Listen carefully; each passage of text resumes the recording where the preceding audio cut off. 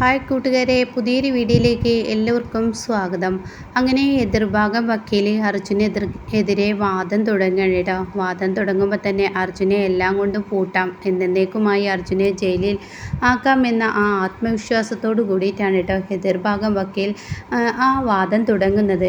എൻ്റെ കക്ഷിയായ സ്വാതിയുടെ മാനത്തെയാണ് ഇവരെല്ലാവരും ചോദ്യം ചെയ്യുന്നത് എന്നുള്ള ആ പറച്ചിൽ പറയുമ്പോൾ അവിടെ അങ്ങ് ഇടപെടുകയാണ് നന്ദഗോപൻ. അങ്ങനെ നന്ദഗോപൻ ഇടപെട്ട് ഈ കുട്ടിയെ എനിക്ക് സംശയിക്കേണ്ടതുണ്ട്, എനിക്ക് ചില കാര്യങ്ങൾ ഈ കോടതിക്ക് മുന്നിൽ വ്യക്തമാക്കാനുണ്ടെന്ന് പറയുമ്പോൾ എൻ്റെ കക്ഷിയെ മനഃപൂർവ്വം വേദനിപ്പിക്കാൻ നോക്കുകയാണെന്ന് എങ്ങനെ എതിർഭാഗം വക്കീൽ പറയുമ്പോൾ നന്ദഗോപൻ പറയും, ഞാൻ ആരെയും വേദനിപ്പിക്കാൻ നോക്കിയിട്ടില്ല. ഈ കുട്ടിയുടെ അടുത്ത് കുറേ ദുരൂഹതകളുണ്ട്.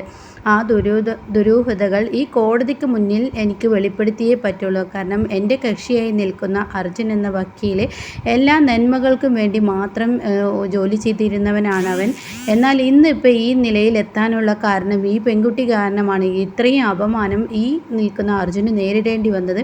അത് ഈ കോടതിക്ക് മുന്നിൽ ഒരു നിരപരാധിയെ ശിക്ഷിക്കാൻ ഞാൻ അനുവദിക്കില്ല. അത് ഈ കോടതിക്ക് മുന്നിൽ എനിക്ക് തെളിയിക്കുകയും വേണമെന്ന് പറഞ്ഞ് വാദം തുടങ്ങുകയാണ് കേട്ടോ. അപ്പോൾ തന്നെ സ്വാതിക്ക് വലിയൊരു വിറയലൊക്കെ വരികയാണ്. അങ്ങനെ ആദ്യം ചോദിക്കുന്നത് സ്വാതിയോട് ഏറ്റവും വലിയൊരു തെളിവ് മാതാപിതാക്കളാണ്. മാതാപിതാക്കൾ ഈ കുട്ടിയെക്കുറിച്ച് നല്ലത് പറഞ്ഞെങ്കിലല്ലേ ബാക്കിയുള്ളവർ നല്ലത് പറയുള്ളൂ എന്ന് പറയുമ്പോൾ തന്നെ സ്വാതി ആകെ പേടിച്ചു പോവാണ് കേട്ടോ. എന്തുകൊണ്ട് തന്നെ ഇങ്ങനെ പറയുന്നു എന്ന ആ ഭാവത്തിൽ സ്വാതി നിൽക്കുന്നു. സ്വാതിയുടെ ജീവിത ചരിത്രം അറിയാം, ഇവരെന്തെങ്കിലും അറിഞ്ഞിട്ടുണ്ടോ എന്ന ആ ഒരു പേടിയോട് കൂടിയിട്ടാണ് കേട്ടോ നിൽക്കുന്നത്. അങ്ങനെ സ്വാതിയെ നന്ദഗോപൻ ചോദ്യം ചെയ്യാണ്. നിങ്ങൾ ആദ്യമായി എവിടെ വെച്ചാണ് അർജുനെ കണ്ടത് എന്നൊക്കെ ചോദിക്കുമ്പോൾ അർജുൻ്റെ ഓഫീസിലോട്ടാണ്. ആരാണ് നിങ്ങളെ അങ്ങോട്ടേക്ക് പറഞ്ഞയച്ചത്? അപ്പോഴൊരു തപ്പിപ്പിടുത്തമുണ്ട് കേട്ടോ. അപ്പോൾ അത് പറയാനൊരു പേടി, ആ വക്കീലാണെന്ന് പറയാൻ പേടിയുണ്ടെങ്കിലും എനിക്കത് പറഞ്ഞേ പറ്റുള്ളൂ എന്നുള്ള ആ ലെവലിൽ പറയാൻ തുടങ്ങുമ്പോഴേക്കും സ്വാതിയുടെ വക്കീൽ പറയണേ, ഇത് എൻ്റെ കക്ഷിയുടെ മനസ്സിൻ്റെ ബലം നഷ്ടപ്പെടുത്തിക്കൊണ്ടിരിക്കുകയാണ്. ഇങ്ങനെയുള്ള ചോദ്യങ്ങൾ ചോദിച്ചിട്ട് ഇതൊരു കോടതിയാണ്, ആ കോടതിക്ക് മുന്നിൽ സത്യം തെളിയിക്കാൻ പല ചോദ്യങ്ങളും ചോദിക്കേണ്ടി വരും. രണ്ട് ഭാഗത്ത് നിന്നും നോക്കുകയാണ്, ഈ കുട്ടിയുടെ ഭാഗത്ത് നിന്ന് നോക്കുകയാണെങ്കിൽ അർജുൻ തെറ്റുകാരനാണെങ്കിൽ ആ തെറ്റ് ഇവിടെ സത്യമാണോ എന്ന് നമുക്കറിയണ്ടേ. അതുകൊണ്ടാണ് ഈ ചോദ്യങ്ങൾ ചോദിക്കുന്നത് എന്നൊക്കെ ഇങ്ങനെ അവിടെ നന്ദഗോപൻ പറയണ്ട. അപ്പോൾ അവിടെ ജഡ്ജി പറയാണ് വാദം തുടരട്ടെ എന്ന് തന്നെ ജഡ്ജി പറയുന്നു. അപ്പോൾ ഈ സമയം എതിർഭാഗം വക്കീലിന് പേടിയും വിറയലൊക്കെ വരികയാണ് കേട്ടോ. അപ്പോൾ നിങ്ങൾ എന്നാണ് ഗർഭിണിയായത്?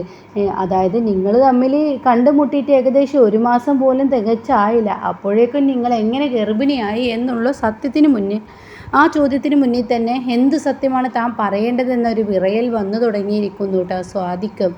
അങ്ങനെ സ്വാതിയോട് ചോദിക്കുകയാണ്, ഇന്ന ഹോസ്പിറ്റലിൽ നിങ്ങൾ ട്രീറ്റ്മെൻറ്റിന് പോയിരുന്നോ? എന്നെ ആ ഡോക്ടറാണ് നോക്കുന്നത്. അപ്പോൾ ഉടൻ തന്നെ എന്ന് മുതലാണ് നിങ്ങളെ നോക്കൽ തുടങ്ങിയത്? അപ്പോൾ ഈ സത്യം പറയുകയാണെങ്കിൽ ഇങ്ങനെ എന്നെ അർജുൻ പീഡിപ്പിച്ചതിന് ശേഷമാണ് എനിക്ക് ഈ ഡോക്ടറെ ട്രീറ്റ്മെൻറ്റ് തുടങ്ങിയതെന്ന് പറയുമ്പോൾ നന്ദഗോപൻ പറയാണ്, എന്നാൽ എനിക്കത് നിഷേധിക്കേണ്ടി വരുമെന്ന് പറയാം കേട്ടോ. അപ്പോൾ അത് കേട്ട ഉടൻ തന്നെ അവിടെ എതിർഭാഗം വക്കീൽ അങ്ങ് താൻ പിടിക്കപ്പെടുമെന്ന് മനസ്സിലാക്കുകയാണ് കേട്ടോ. അതുകൊണ്ട് തന്നെ എതിർഭാഗം വക്കീൽ എൻ്റെ കക്ഷിയെ മനഃപൂർവ്വം മാനസിക ഭീഷണികൾ കൊടുത്ത് സമ്മർദ്ദം തീർത്ത് അവരുടെ മനസ്സ് തളർത്താനുള്ള ശ്രമമാണ് നന്ദഗോപൻ ചെയ്യുന്നത് എന്ന് പറയണ്ട. അപ്പോൾ ഉടൻ തന്നെ ഒരു കോടതിക്ക് മുന്നിൽ ഒരു സത്യം തെളിയിക്കുമ്പോൾ പലതും എനിക്ക് കണ്ടില്ലെന്ന് നടിക്കേണ്ടി വരും. ഇവിടെ തെറ്റ് ചെയ്തത് ഇവിടെ ഈ ഇരിക്കുന്ന അർജുനല്ല, ഈ നിൽക്കുന്ന സ്വാതിയാണ്. ഈ കുട്ടി മൊത്തത്തിലൊരു ദുരൂഹതയുള്ള കുട്ടിയാണ്. ഈ കുട്ടിയുടെ മൊത്തത്തിലൊരു ഇങ്ങനെ പ്രശ്നങ്ങളുള്ള കുട്ടിയാണ്. കാരണം ഇവളുടെ അച്ഛൻ ഇന്ന കേസിൽപ്പെട്ട് ജയിലിൽ കിടക്കുകയാണ്. അപ്പോൾ ഇവളാണെങ്കിലോ ഗർഭിണിയാണ്. ഇവൾക്ക് ഏകദേശം 2 മാസത്തോളം കഴിഞ്ഞിരിക്കുന്നു എന്ന് എനിക്ക് ഈ കോടതിയിൽ പറയേണ്ടി വരും. ഏകദേശം ഒരു 3 മാസത്തിൻ്റെ അടുത്തായിട്ടുണ്ട് എന്ന് എനിക്ക് ഈ കോടതിയിൽ പറയേണ്ടി വരും എന്ന് പറയുമ്പോൾ അപ്പോൾ എതിർഭാഗം വക്കീൽ ഇല്ല, അങ്ങനെ ഇല്ല എന്ന് പറയാം കേട്ടോ. എന്നാൽ ഈ കോടതിക്ക് മുന്നിൽ എനിക്ക് കുറച്ച് റിപ്പോർട്ടുകൾ കാണിക്കാനുണ്ടെന്ന് പറഞ്ഞിട്ട് അങ്ങ് നന്ദഗോപൻ കുറച്ച് റിപ്പോർട്ടുകൾ അങ്ങ് കാണിച്ചു കൊടുക്കണം കേട്ടോ. അതോടുകൂടി കോടതി തന്നെ ഞെട്ടിപ്പോവാണ്. സ്വാതി എന്ന് പറയുന്ന പെൺകുട്ടി ആ ഹോസ്പിറ്റലിൽ തന്നെ വേറെ ഡോക്ടറെ 2-3 മാസമായി ഏകദേശം കാണിച്ചിട്ടുണ്ടെന്നുള്ള സത്യവും സ്വാതി ഒരു 3 മാസം ഗർഭിണിയാണെന്നുള്ള സത്യവും കോടതിക്ക് മുന്നിൽ നന്ദഗോപൻ അങ്ങ് തേച്ചൊട്ടിക്കുകയാണ് കേട്ടോ. അങ്ങനെ കോടതിക്ക് മുന്നിൽ അർജുൻ ഒരു നിരപരാധിയാണ് എന്നുള്ള സത്യം കോടതിക്ക് മുന്നിൽ തെളിയാണ് കേട്ടോ. ഇവിടെ കുറ്റക്കാരൻ അർജുനല്ല സ്വാതിയാണ് എന്നുള്ളത് കോടതിക്ക് തെളിയുമ്പോൾ ഇത്രയും വലിയൊരു വക്കീലായിട്ടും നന്മയുടെ ഭാഗത്ത് നിന്ന് മാത്രം മറ്റുള്ളവരെ സംരക്ഷിച്ചിരുന്ന ഈ വക്കീലിന് ഇങ്ങനെ ഒന്ന് നേരിടേണ്ടി വന്നതിൽ ഈ കോടതിയുടെ ഉത്തരവാണ് ഇന്ന പോലീസും കൂടി ചെയ്തതിൽ അവർക്കൊരു പണിഷ്മെൻ്റ് എന്ന് പറഞ്ഞിട്ട് കിരണിൻ്റെ ഡ്യൂട്ടി കിരണിനെ കൊണ്ട് തന്നെ ആ ഒരു സ്വാതിയെ ആരിറക്കി എവിടെ നിന്ന് സ്വാതി വന്നു എന്നൊക്കെ പറയിപ്പിക്കാൻ വേണ്ടി സ്വാതിയെ അങ്ങ് കിരണിന് കീഴിൽ വിട്ടുകൊടുക്കണം കേട്ടോ. അങ്ങനെ ഇനി ആരാണ് ഇതിൻ്റെ പിറകിൽ കളിച്ചതെന്ന സത്യം വരികയാണ്. അങ്ങനെ അർജുനെ കോടതി ക്ഷമ പറഞ്ഞും കൊണ്ട് തന്നെ കോടതി വിടുകയും ചെയ്യാൻ കേട്ടോ. അപ്പോൾ ആ കിടുക്കൻ എപ്പിസോഡാണ് ഇനി വരുന്നത്. ഇനി വരാനിരിക്കുന്നത് അർജുൻ നിരപരാധിയാണെന്ന സത്യം വരികയാണ്.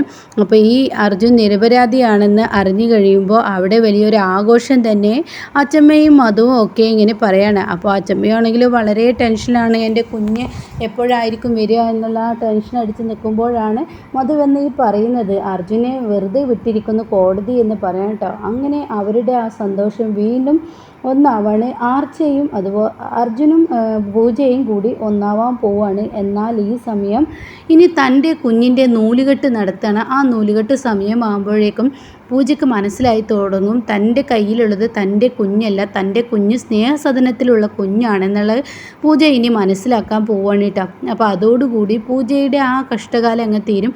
പക്ഷേ ഇനി വരാനിരിക്കുന്നത് മാധുരിയമ്മ പറഞ്ഞ ആ വാക്ക് ഇങ്ങനെ ഇവിടെ തെളിവുകൾ കൊണ്ടുവന്ന് വെക്കുമ്പോൾ ഇവിടെ പ്രിയക്കും ഉണ്ടാവില്ല ഒരു അച്ഛനും അമ്മയും. ആ അച്ഛനും അമ്മയും ആരെന്ന് കണ്ടെത്തി അവൾക്ക് ഒരു ജീവിതം കൊടുക്കുക എന്ന് പറഞ്ഞില്ലേ, ആ വാക്കായിരിക്കും കേട്ടോ ഇനി കഥ തുടരുന്നത്. പ്രിയയുടെ കഷ്ടകാല നാളുകളും പ്രിയ ഇത്രയും കാലം മറ്റുള്ളവരെ ഇട്ട് പഠിപ്പിച്ചതിന് കണ്ണീർ നാളുകളുമാണ് ഇനി പ്രിയക്ക് വരാനിരിക്കുന്നത്. അങ്ങനെ സ്വാതി എല്ലാം പൊളിയുമെന്ന് കാണുമ്പോൾ സ്വാതി അവിടെ ഒരു നാടകം നടത്തും. കോടതിക്ക് മുന്നിൽ കൂടുതൽ ചോദ്യങ്ങൾ നന്ദഗോപൻ ചോദിച്ചും കൊണ്ടിരിക്കും. താങ്കൾ എങ്ങനെയാണ് അർജുൻ്റെ പീഡനത്തിന് ഇരയായതെന്ന് ഈ കോടതിക്ക് മുന്നിൽ വ്യക്തമായി പറയണമെന്ന് പച്ചയ്ക്ക് ചോദിക്കും. ആ ചോദ്യങ്ങളൊക്കെ കേൾക്കുമ്പോൾ താൻ എന്ത് മറുപടി പറയണമെന്നറിയാതെ സ്വാതി അവിടെ തലചുറ്റലും തനിക്ക് സുഖമില്ലാത്തതുമായി ആ ഒരു അഭിനയം അങ്ങ് അഭിനയിക്കുന്നതിനോട് കൂടി കോടതിക്ക് അവിടെ സ്വാതിയുമായുള്ള ആ ചോദ്യം ചെയ്യൽ നിർത്തിവെക്കൂ. അവരെ കിരണിൻ്റെ കീഴിൽ വിട്ടുകൊടുത്ത് കറക്റ്റ് സത്യങ്ങൾ കണ്ടുപിടിക്കൂ. ഇതിൻ്റെ പിറകിൽ ആരാണ് കളിച്ചതെന്നുള്ള സത്യങ്ങൾ കണ്ടുപിടിക്കാൻ കോടതി ഉത്തരവ് നൽകൂട്ടെ. അങ്ങനെ പൂജയും അർജുനും ഒന്നിക്കുകയാണ്. നന്ദഗോപൻ പറയാണ്, ഞാൻ കാരണം എൻ്റെ മോള് കണ്ണീര് കുടിച്ചിട്ടുണ്ടെങ്കിൽ ഞാൻ കാരണം തന്നെ ഇനി അർജുനെ പുറത്തോട്ട് ഇറക്കുന്നു. ഇനി എന്തായാലും എൻ്റെ കുഞ്ഞുങ്ങൾക്ക് യാതൊരു ബുദ്ധിമുട്ടും വരാൻ ഈ അച്ഛൻ സമ്മതിക്കില്ല. അതിനു വേണ്ട പണികളൊക്കെ ചെയ്തിട്ടുണ്ട് എന്ന് നന്ദഗോപൻ പറയുമെങ്കിലും ഈ ഒരു കുഞ്ഞിൻ്റെ കാര്യത്തിൽ ഇനി ആ പ്രശ്നത്തിൻ്റെ ആ സത്യാവസ്ഥ അറിയാനിരിക്കുന്നേ ഉള്ളൂ കേട്ടോ. അപ്പോൾ ഇനി പ്രിയ മാളത്തിൽ ഒളിച്ചിരിക്കുകയാണ്. വിശ്വനാഥൻ്റെ കീഴിൽ ഒളിച്ചിരുന്ന് താൻ എല്ലാം ചെയ്യാം ഒളിഞ്ഞു മറിഞ്ഞുമൊക്കെ ചെയ്തിട്ടും തനിക്ക് ഇനി തിരിച്ചടിയാണ് പ്രിയക്ക് കിട്ടിയതെന്ന് മനസ്സിലാക്കുമ്പോൾ പ്രിയയുടെ യഥാർത്ഥ സ്വഭാവം പുറത്തു വരികയാണ്. പ്രിയ തൻ്റെ അച്ഛൻ്റെയും അമ്മയുടെയും ആ ഒരു തൻ്റെ തെളിവുകൾ അത് വെച്ച് തൻ്റെ അച്ഛനും അമ്മയും ആരെന്ന് കണ്ടെത്താനുള്ള ആ ഒരു ശ്രമം ഇനി നടത്തുമ്പോഴായിരിക്കും പല സത്യങ്ങളും ഇനി പ്രിയ പഠിക്കാൻ പോകുന്നത് കേട്ടോ. പല സത്യങ്ങളും പ്രിയ ഇനി അറിയാൻ പോകുന്നത്. ഒരു പാഠം തന്നെ പ്രിയ പഠിക്കും. അച്ഛൻ്റെയും അമ്മയുടെ അടുത്തേക്കും ചെല്ലുമ്പോൾ അവർ സ്വീകരിക്കില്ല. ഇത് ഞങ്ങളുടെ മകളല്ല, ഇങ്ങനെ ഒരു ദുഷ്ടത കൂടിയ ഒരു മകൾ ഞങ്ങൾക്കില്ല എന്ന് പറഞ്ഞ് അവർ പ്രിയയെ അങ്ങ് തള്ളൂ കേട്ടോ.